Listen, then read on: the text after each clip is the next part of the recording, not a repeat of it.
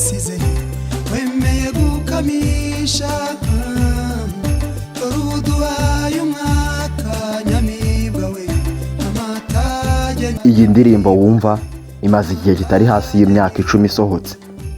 Hari n'izindi nyinshi zimaze nk'iyo ariko zikaba ntacyo zitubwira kuko abazihanze bazikoze ku buryo nyuma y'umwaka umwe ibitakigukurura cyangwa se ngo ibigushishikaje ku buryo waba unyotewe no kuyumva. Gusa niba ukunda umuziki nyarwanda, iyi ndirimbo ni inshuro ya kenshi uyumvise, ndetse niba utari unayizi wigeze kuyumva watashye ubukwe cyangwa se ibindi birori by'umuco nyarwanda. Benshi batagize amahirwe yo kumubona bahura nawe binyuze mu bihangano bye cyangwa se basomye amwe mu mateka ye kuri murandasi, ariko abagiriwe ingabire yo kubana nawe ubwo yari akiri mu mubiri bamufata nka murumuna wa Marayika, imfura, inkotanyi cyane, akaba umugabo w'urugwiro wasabanaga na bose. Turavuga umuhanzi waririmbye indirimbo zidasaza kandi uyu munsi zikaba zigikoreshwa n'umuryango nyarwanda. Uyu munsi mu kiganiro Intambwe mu gice cya Meet Me Up Today munyemerere tugaruke ku mateka y'umuhanzi Minani Rwema wamamaye mu ndirimbo nka Urabeho, Amahoro, Sirirateri, Marayika Ange n'izindi nyinshi cyane. Mu kiganiro Intambwe by'umwihariko mu gace ka Meet Me Up Today tugaruka ku mateka y'abantu b'ibyamare mu bintu bitandukanye: abanyepolitike, abahanzi, abakinnyi b'imikino itandukanye, abanyarwenya n'abandi batandukanye. Mu bice byatambutse twagiye turebera hamwe amateka y'abantu batandukanye barimo nka Niyitegeka Gratien uzwi cyane nka Sekaganda, Ngiga n'andi mazina atandukanye. Twarebeye hamwe kandi amateka y'abakinnyi ba filime nka Osita Iheme. Turebera hamwe kandi amateka n'urugendo rw'abantu nka Riderman, King James n'abandi batandukanye. Nguhaye ikaze mu gice cya Meet Me Up Today uyu munsi. Ngiye kiguteguriye, amazina yanjye nitwa Dushime Yvonne. Minani Rwema yabonye izuba mu mwaka w'1925 avukira mu Gatumba, ni mu burengerazuba bw'igihugu cy'u Burundi. Avuka yitwa amazina ya Minani Rwema Celestin. Aho mu Gatumba niho Minani Rwema yakuriye, ahigira amashuri abanza ndetse n'ayisumbuye mbere y'uko yahagarika agasanga abandi ku rugamba rwo kubohora igihugu. Uyu munsi yaza kuba akiriho, Minani Rwema yari kuba ari umugabo w'imyaka 49 y'amavuko. Mu myaka y'1990 ubwo bamwe mu basore n'inkumi b'Abanyarwanda bafataga icyemezo cyo gufata intwaro bakajya ku rugamba rwo kubohora igihugu, Minani Rwema nawe yafashe inanga na gitari asanga abandi basore ku rugamba, batangira kujya bacuranga banaririmbira abantu kugira ngo bakusanye amafaranga yo gutera inkunga urugamba, ariko banafashaga ingabo kwiyongeramo akanyabugabo binyuze mu ndirimbo zabo. Nyuma y'urugamba rwo kubohora igihugu, Minani Rwema yakomeje amashuri ye yisumbuye mu ishuri rya Kigali Lycée Notre Dame de Citeaux, aho yize ibijyanye n'icungamutungo.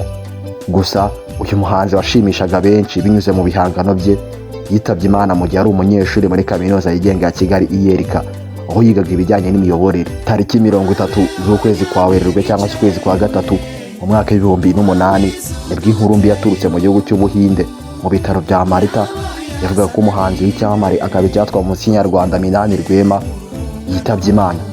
Minani Rwema yaragiye kwivuriza muri iki gihugu cy'Ubuhinde mu mpera z'umwaka w'2007, gusa yaje kwitaba Imana ku itariki 30 z'ukwezi kwa gatatu mu mwaka w'2008 ahagana ku isaha y'isa 12 z'igitondo azize indwara y'umwijima.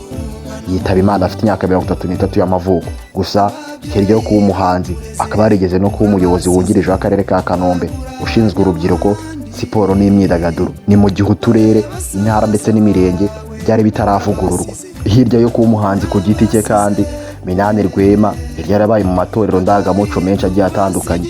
Muri aya twavugamo nk'itorero Indahemuka, yaranabereye umuyobozi. Nubwo imyaka 16 ishize Minani Rwema yitabye Imana, n'uyu munsi ibihangano bye biracyakoreshwa n'umuryango nyarwanda. Ukaba wasanga ibihangano bye kuri Librairie Caritas ndetse no ku kibuga cy'indege i Kanombe. Ubuhanga bwa Minani Rwema ntabwo bwabonwe n'abamukunze mu muziki, kuko n'abahanzi bagenzi be nka Masambi Nore ndetse na Muyango bavuga ko u Rwanda rwahombye umuhanzi w'umuhanga, ariko nanone ngo yabera abakibyiruka ku rugero rwiza rwo gukora ibihangano bizumvana nyuma y'uko waba witabye Imana. Watumye tugira shock mu Ndahemuka kubera ko hari byinshi yadufashagamo, yaba muri organisation ya groupe, yaba no kuri scène, ibintu byose wabonaga abikora avec excellence. Birababaje cyane kubona ko yagiye kare, kandi yari afite ibintu byiza byinshi yashobora guha urubyiruko. Yari muto ariko ibitekerezo bye byaramurutaga, ibikorwa bye byaramurutaga, ntabwo wumvaga bijyanye n'imyaka ye. Hirya ya muzika, Minani Rwema yarushinze n'umufasha we Umulisa Jackie, bakaba bararushinze mu mwaka w'2003. Imana barahaye umugisha urukundo rwabo kuko babyaranye abana babiri, umukobwa n'umuhungu, ari Bagahoza Niera na Rwema Kevin. Ngayo nguko urugendo n'amateka by'umuhanzi w'icyamamare akaba umunyabigwi mu muziki nyarwanda, nta wundi ni Minani Celestin Rwema.